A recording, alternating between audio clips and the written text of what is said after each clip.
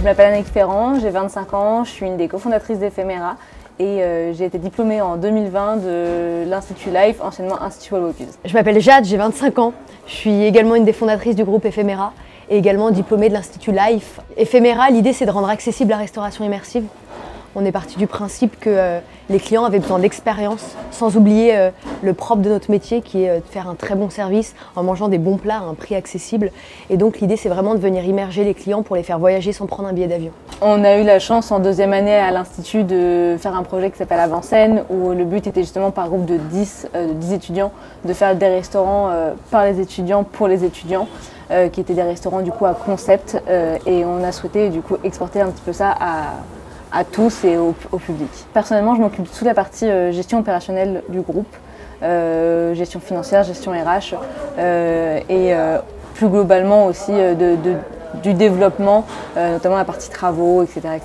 Moi, je gère tout le développement. Je suis également sur la stratégie, sur la communication et sur le marketing. Donc on a un gros développement qui arrive sur Ephéméra. Je visite les locaux, on crée toutes les immersions avec le studio immersif, les décors. On sert par restaurant entre 4 et 500 convives par jour. Et également, on a 150 salariés. On a des clients qui viennent de vraiment tous les horizons et qui passent un moment hors du temps.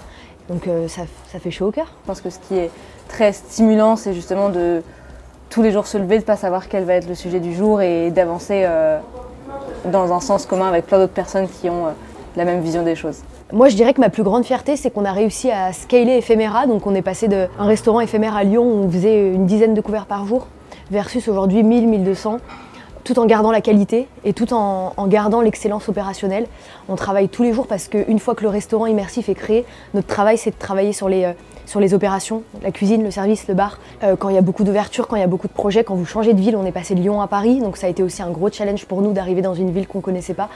Et je crois qu'en tout cas, moi, c'est ma plus belle fierté, c'est de me dire qu'on a réussi à emmener tous ces gens avec nous, de garder l'exigence opérationnelle et de continuer à ravir nos clients. Et en second lieu, oui, ça serait aussi l'engouement qu'on peut avoir au niveau des équipes, d'avoir un environnement qui est sain, d'avoir des équipes qui, en règle générale, ont le plaisir de venir travailler dans une ambiance qui est vraiment une ambiance jeune et sympa.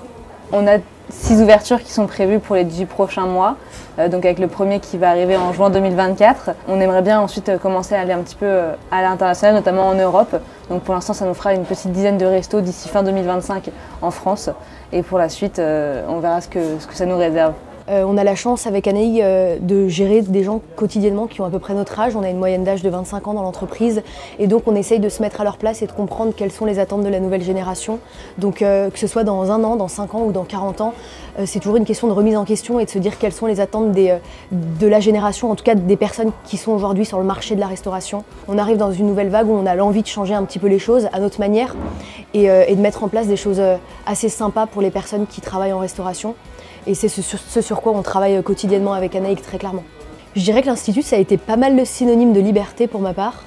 Il y a un mix de plein de choses, vous faites des cours théoriques, vous allez en stage. Pour le coup, Avant-Scène a été une expérience hors norme. On avait fait un restaurant sur le thème de Charlie à la chocolaterie et c'était excellent de commencer à travailler avec des étudiants que vous ne connaissez pas trop parce qu'on était mis par groupe de 10 et de commencer à... En fait, c'est une sorte d'entrepreneuriat. Il fallait vraiment ouvrir un restaurant avec 0 € de budget. Donc derrière, ça a découlé sur Ephéméra et ça a été un de mes meilleurs souvenirs, clairement, de l'école. Liberté, apprentissage, épanouissement.